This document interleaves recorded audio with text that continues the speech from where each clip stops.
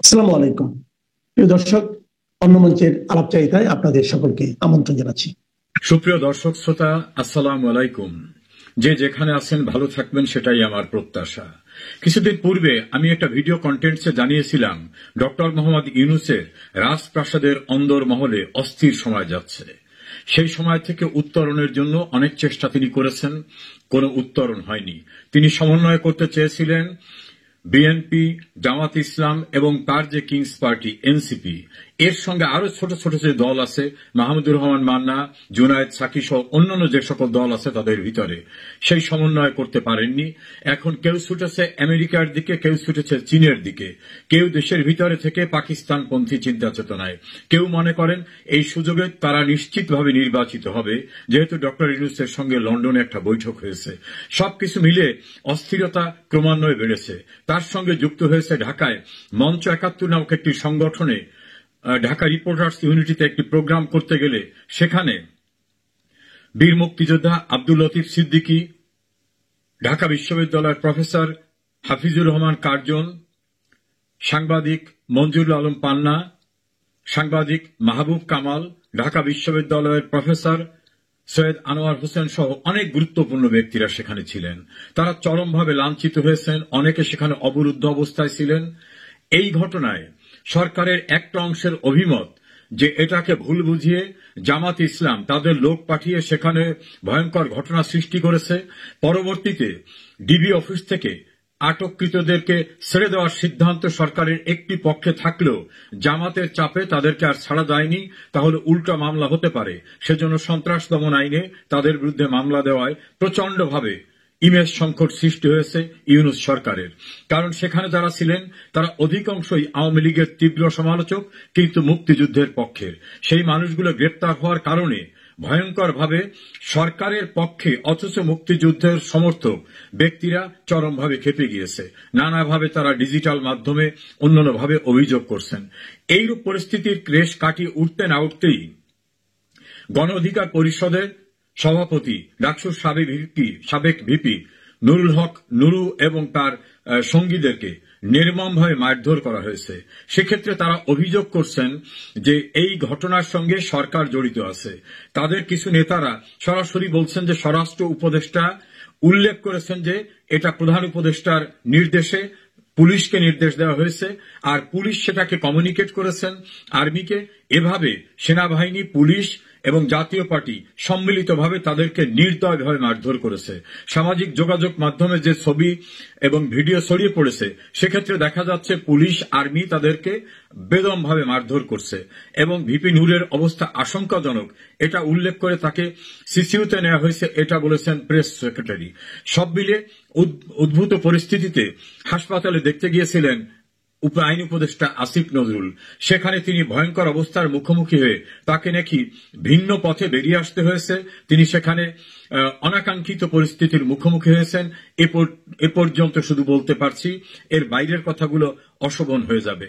এইরূপ পরিস্থিতিতে নানাভাবে যারা পূর্বেই সংশয় সংকল্পে ছিলেন, তারা এখন অনেকেই ডক্টর মোহাম্মদ ইউনূসের উপদেষ্টা পরিষদ থেকে সরে আসার জন্য চূড়ান্তভাবে সিদ্ধান্ত নিয়েছেন। তত্ত্বাবধায়ক সরকার সংক্রান্ত বিষয়ে সুপ্রিম কোর্টে শুনানি হওয়ার পরে সুপ্রিম কোর্ট যেদিনে রায় দেবেন, আইনসঙ্গতভাবে সেদিন থেকেই তত্ত্বাবধায়ক সরকার ব্যবস্থা প্রবর্তিত হয়ে যাবে। সেটা যদি প্রবর্তিত হয়ে যায়, তাহলে তত্ত্বাবধায়কের যে পূর্বে স্ট্রাকচার ছিল, সেই স্ট্রাকচার অনুযায়ী সর্বশেষ অবসরপ্রাপ্ত প্রধান বিচারপতি হবেন তত্ত্বাবধায়ক সরকারের প্রধান উপদেষ্টা। তাই যদি হয়, তাহলে ডক্টর মোহাম্মদ ইউনূসের আর সরকারে থাকার কোন সুযোগ থাকবে না। উপদেষ্টাদের তাহলে কি হবে? নতুন যিনি তত্ত্বাবধায়কের প্রধান উপদেষ্টা হয়ে আসবেন, তিনি তার মতো করে উপদেষ্টা পরিষদ সাজাতে পারেন। সেক্ষেত্রে বর্তমানে যারা উপদেষ্টা আছেন, এরা আওয়ামী লীগ, জাতীয় পার্টি এবং 14 দলীয় জোটের বাইরে কমিউনিস্ট পার্টি সহ অন্যান্য যারা বর্তমান সরকারের শত্রু মনোভাবাপন্ন অবস্থার ভিতর পড়ে গেছেন, তারা নিশ্চয়ই তাদেরকে আদর্শ করবেন না, তাদের খুব ভালোভাবে গ্রহণ করবেন, এটা ভাবার কোনো কারণ নাই। এই পরিস্থিতিতে কিভাবে তারা সেফ এক্সিট নিতে পারে? ইতোপূর্বে 4 জন উপদেষ্টা তারা উপদেষ্টা পরিষদ থেকে অবসর নিতে চেয়েছিলেন। ডক্টর মোহাম্মদ ইউনূস তাদের বলছেন যে আপনারা দীর্ঘদিনের আমার সঙ্গী, আমাকে ছেড়ে কোথায় যাবেন। সে কারণে অনেক পীড়াপিড়ি করে তাদের ধরে রাখা হয়েছিল। কিন্তু এই নতুন সংযোজন হওয়া দেশের উল্লেখযোগ্য ব্যক্তিদেরকে মুক্তিযোদ্ধাদের একটি অনুষ্ঠান থেকে বেদমভাবে মব আক্রমণে লাঞ্ছিত করা, পরবর্তীতে তাদেরকে সন্ত্রাস দমন আইনে আসামি করে জেল হাজতে প্রেরণ করা, নতুন করে ডাকসুর ভিপি নুরুল হককে নির্যাতন করা এবং আওয়ামী লীগ নির্বাচনে আসতে পারবে না, তারা নিশ্চয়ই বসে থাকবে না, এই সামগ্রিক অবস্থার সঙ্গে নতুন যে যুক্ত হলো যে তত্ত্বাবধায়ক সরকার ব্যবস্থার রায় নভেম্বরের পূর্বেই হয়ে যাবে। রায় হয়ে গেলে ডক্টর ইউনূস কোনোভাবেই এই সরকারের প্রধান হিসাবে আর থাকবেন না, তার উপদেষ্টাও থাকতে পারবেন না। তখন অবস্থা কি হবে? ইতিপূর্বে যে উদাহরণ সৃষ্টি হয়েছে যে সাবেক চিফ ইলেকশন কমিশনারদের যে ভয়ঙ্কর অবস্থা, সাবেক প্রধান বিচারপতির যে ভয়ঙ্কর অবস্থা, এই সকল অবস্থার মবতন্ত্র তাদের দিকেও যে ধাবিত হতে পারে, এই আশঙ্কা থেকে অন্তত 5 জন উপদেষ্টা তারা নিজস্বভাবে বৈঠক করে প্রথমে 2 জন বৈঠক করেছেন, পরবর্তীতে অপর 2 জন, তার সঙ্গে 1 জন, 5 জন উপদেষ্টা। এদের ভিতরে 3 জন রয়েছেন অত্যন্ত সিনিয়র সিটিজেন, তারা একসময় সরকারি কর্মকাণ্ডের সঙ্গে সম্পৃক্ত ছিলেন। তারা চূড়ান্ত সিদ্ধান্ত নিয়েছেন কোনোভাবেই তারা এই সরকারে আর থাকবেন না। স্বরাষ্ট্র উপদেষ্টা প্রচন্ডভাবে বিরক্ত, তার ভাষায় এসব আর এখন আমার ভালো লাগছে না, আমি কেন এসবের দায় দায়িত্ব নিতে যাব, আমার ঘাড়ে বোঝা কেন আসবে, আমি তো বিশেষভাবে কোনো লাভবান না, আমার কেন পরবর্তী যারাই দায়িত্বে আসুক না কেন অবসরে যাওয়ার পর সমস্ত চাপটা আমার উপরে আসবে। আসিফ নজরুল যে কোনো সময় যে কোনো অজুহাতে দেশের বাইরে চলে যাবেন, যাওয়ার পরে তিনি যে কোনো অজুহাতে সেখানে থেকে যাবেন, এমন তথ্য আছে। এভাবে 7 জন উপদেষ্টা ডক্টর ইউনূসের এই সরকার থেকে সরে যাওয়ার ব্যাপারে অনেকটা চূড়ান্ত হয়েছে। এই বিষয়টি সরকারের একটি গোয়েন্দা সংস্থা অতি গোপনে প্রধান উপদেষ্টাকে অবহিত করেছেন এবং শোনা যায় সেনা সদর দপ্তরেও তারা রিপোর্ট করেছেন। আমরা জানি না এই রিপোর্টের ভিতরে কি রয়েছে। এনএসআই এর তরফ থেকেও একটি রিপোর্টে নাকি এমন তথ্য পাওয়া গেছে যে অনেকে এখন সরে যেতে চান। আবার যারা তরুণ উপদেষ্টা মাহফুজ আলম, আসিফ মাহমুদ, সজীব ভুইয়া, তারা মনে করছেন এই সরকারকে আরো দীর্ঘায়িত করতে হবে, অনেকদিন ক্ষমতার আস্বাদন নিতে হবে। তারা ক্ষমতায় থাকা মানে তাদের দল যত প্রকার সুযোগ সুবিধা দরকার সেটা তারা নিতে পারবে। এই পরিস্থিতিতে নতুন করে যুক্ত হয়েছে এক পক্ষ চীনের দিকে ঝুঁকে পড়েছে, এক পক্ষ আমেরিকার দিকে ঝুঁকে পড়েছে, আর এক পক্ষ পাকিস্তানের আইএসআই এর আশ্বাসে সেদিকে ঝুড়ে পড়েছে। এইরকম পরিস্থিতিতে, ভয়ঙ্কর অস্থিতিশীল পরিস্থিতিতে ডক্টর ইউনূসের আপনজনরা ভীষণভাবে দুশ্চিন্তাগ্রস্ত এবং যে 5 উপদেষ্টার কথা আমি বললাম তার সঙ্গে অপর 2 জন স্বরাষ্ট্র এবং আইন উপদেষ্টা, তাদের অসমর্থিত সূত্রে তথ্য যে তারাও চরমভাবে বিরক্ত, তারা আর এখন থাকতে চাচ্ছেন না। কারণ ইউনূসের সরকারের সবচেয়ে প্রিয়ভাজন হিসাবে যিনি পরিচিত ছিলেন ছাত্রদের, ডক্টর আসিফ নজরুল, ডক্টর আসিফ নজরুলকে তাকে ভণ্ড হিসাবে উল্লেখ করা হচ্ছে। তাকে যে কোনো সময় কৈফিয়ত দিতে হবে, চরম শিক্ষা নিতে হবে, এটা তার ছাত্ররাই এখন প্রকাশ্যে বলছেন। অপরদিকে যে ডিজিটাল অ্যাক্টিভিস্টরা তাকে সাপোর্ট করতেন, তারা তার সম্পর্কে বিদেশে অর্থ পাচার সহ অন্যান্য যে সকল অভিযোগ এনেছেন, সেই অভিযোগের কারণে তিনিও আতঙ্কিত। এখন আর তাকে কখনো হাসি খুশি দেখা যায় না, প্রেসের সামনে দেখা যায় না। এখন কথায় কথায় তিনি বিভিন্ন অনুষ্ঠানে যেতেন, অনুষ্ঠানে যাওয়া টোটাল তার বন্ধ হয়ে গেছে। অন্যদিকে সুপ্রিম কোর্টে বিচারক নিয়োগের ক্ষেত্রে বিএনপি প্রচন্ডভাবে ক্ষুব্ধ। বিএনপির গুরুত্বপূর্ণ একাধিক আইনজীবী নেতার অভিযোগ যে সম্পূর্ণরূপে জামাতপন্থী ব্যক্তিদের নিয়োগ দেওয়া হয়েছে, আমাদের নাম কেওয়াস্তা কয়েকটি লোক নেওয়া হয়েছে। আবার জামাত ইসলাম মনে করছেন যে আসিফ নজরুল ঘাতক দালাল নির্মূল কমিটির সেই গণ আদালতের সঙ্গে সম্পৃক্ত ছিলেন, সে কখনোই তাদের আপনজন হতে পারেন না। সবকিছু মিলিয়ে আসিফ নজরুল এখন উভয় সংকট না, চতুর্মুখী সংকটের ভিতরে পড়েছেন। এইরূপ পরিস্থিতিতে একজন উপদেষ্টার আত্মীয়রা অস্ট্রেলিয়ায় বসবাস করেন, তারা প্রচন্ডভাবে চাপ সৃষ্টি করছেন যে তারা টিকিট কেটে পাঠাবেন, যে কোনো অজুহাতে উপদেষ্টাকে চলে যেতে হবে সেখানে। আমেরিকায় থাকা 2 জন উপদেষ্টার পরিবারের অধিকাংশ সদস্য তারা এমনভাবে চাপ সৃষ্টি করছেন যে তুমি যদি আমাদের কথা না শোনো, দেশের বাইরে চলে না আসো, কদিন পরে তুমি আর আসতে পারবে না, তোমাকে কিন্তু আমরা খারাপ পরিস্থিতি হলে দেশে যে দেখতে যাব সেটার সুযোগ পাবো না। ইংল্যান্ডের একটি দূরবর্তী শহরে থাকা অপর একজন উপদেষ্টার মেয়ে, জামাই এবং পরিবারের সদস্যরা তারা তো ভয়ঙ্করভাবে চাপ সৃষ্টি করছেন যে তাদের দেখার উদ্দেশ্য করে হলেও তাকে সেখানে চলে যেতে হবে। এভাবে 7 জন উপদেষ্টার এখন ইউনূসের উপদেষ্টা পরিষদ ছেড়ে চলে যাওয়া শুধু সময়ের ব্যাপার মাত্র। সেনাবাহিনী কি সিদ্ধান্ত নেবেন এই পরিস্থিতিতে সেটা নিয়েও তাদের ভিতরে উদ্বেগ উৎকণ্ঠা রয়েছে। রাষ্ট্রপতিকে বিভিন্নভাবে অনেকটা পঙ্গু করে রাখা হয়েছে, তার কার্যক্রম পরিচালনা করতে না দিয়ে তার হাত দিয়ে তার ইচ্ছার বিরুদ্ধে অনেক কিছু করানো হচ্ছে। কাজে যে কোনো সময় রাষ্ট্রপতি তার ক্ষমতা এক্সারসাইজ করে এই উপদেষ্টা পরিষদ বাতিল করে দিতে পারেন যদি রাষ্ট্রের অপর একটি গুরুত্বপূর্ণ সংস্থার তিনি সমর্থন পান। এই সামগ্রিক বিষয়গুলি একটু বর্ধিষ্ণু অভিজ্ঞ উপদেষ্টারা চমৎকারভাবে উপলব্ধি করতে পেরেছেন বলে একজন উপদেষ্টার পরিবারের গুরুত্বপূর্ণ এক সদস্য তিনি আমাকে জানিয়েছেন এবং তিনি তথ্য দিয়েছেন যে তার পরিবারের সদস্য শুধু না, মোট 7 জন উপদেষ্টা পরিষদ ছেড়ে যাওয়া এখন সময়ের ব্যাপার মাত্র। অস্থিতিশীল পরিস্থিতির বাংলাদেশে যে কোনো সময় যে কোনো ঘটনা ঘটতে পারে। তিনি আরো উল্লেখ করেছিলেন ইতোপূর্বে 11 সরকার আমলে পরিস্থিতি বিপাকে কিন্তু অনেক উপদেষ্টা পরিষদ থেকে সরে গিয়েছিলেন।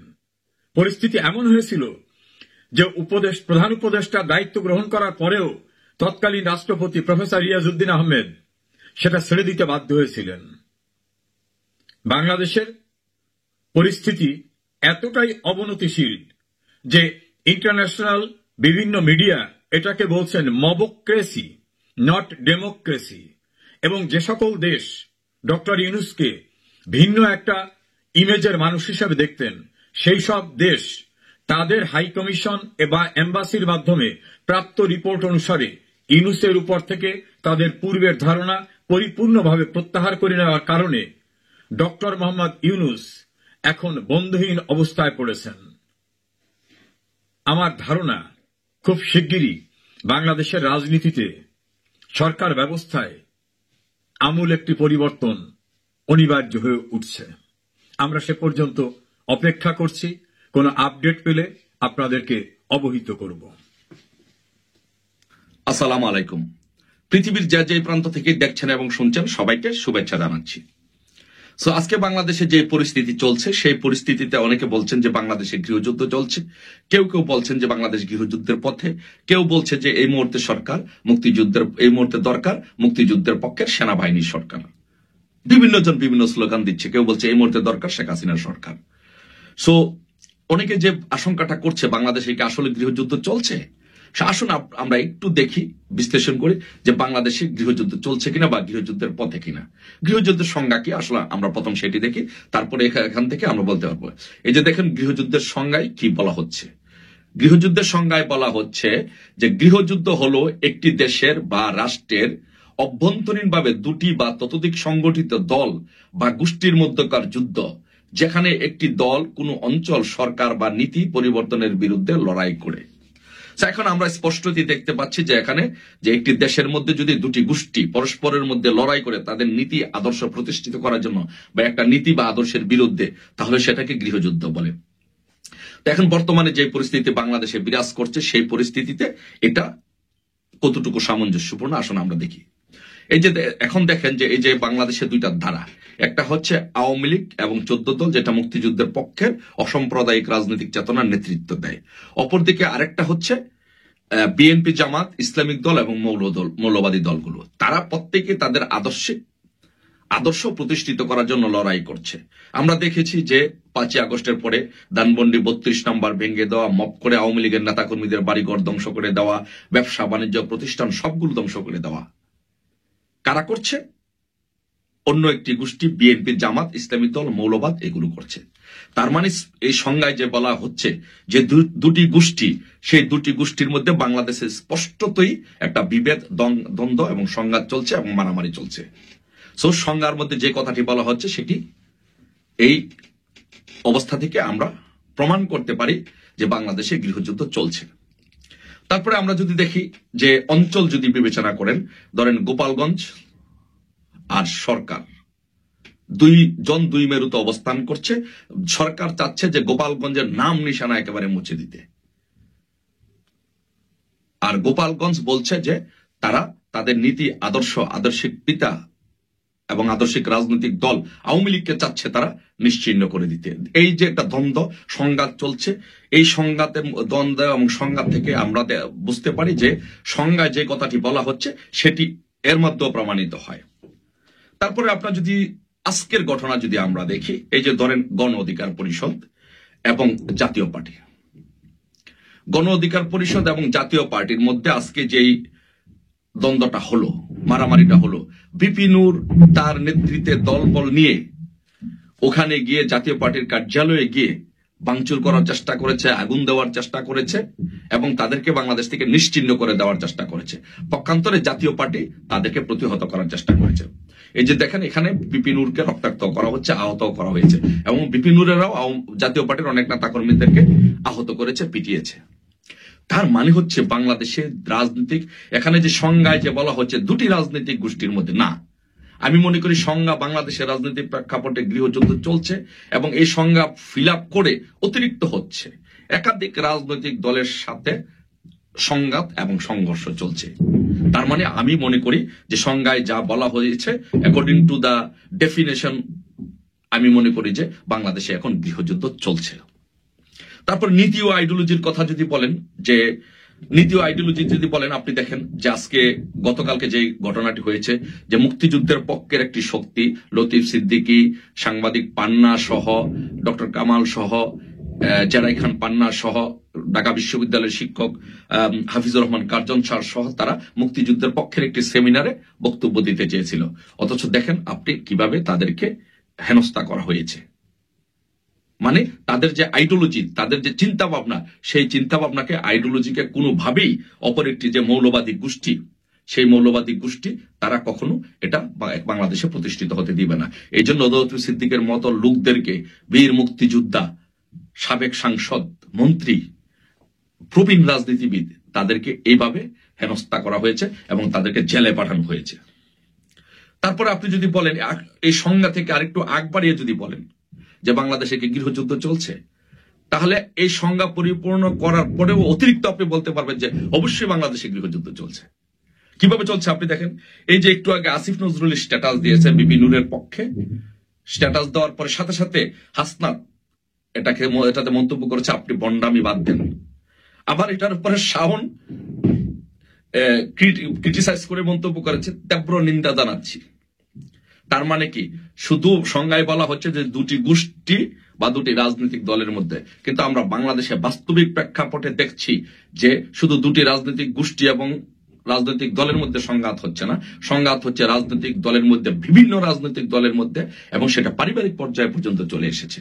তার মানে অ্যাকর্ডিং টু দ্য ডেফিনেশন, গৃহযুদ্ধের যে ডেফিনেশন, সেই ডেফিনেশন অনুসারে বাংলাদেশে গৃহযুদ্ধ চলছে। এখন আমার প্রশ্ন হচ্ছে, এখন আমার কথা হচ্ছে, আমাদের অনেকের প্রশ্ন হচ্ছে এ থেকে উত্তরণের উপায় কি। এ থেকে উত্তরণের উপায়, অনেকে বলছে যে শেখ হাসিনার সরকার দরকার, আবার কেউ কেউ বলছে যে না, এই মুহূর্তে মুক্তিযুদ্ধের পক্ষের সেনাবাহিনীর ক্ষমতা নেওয়া দরকার।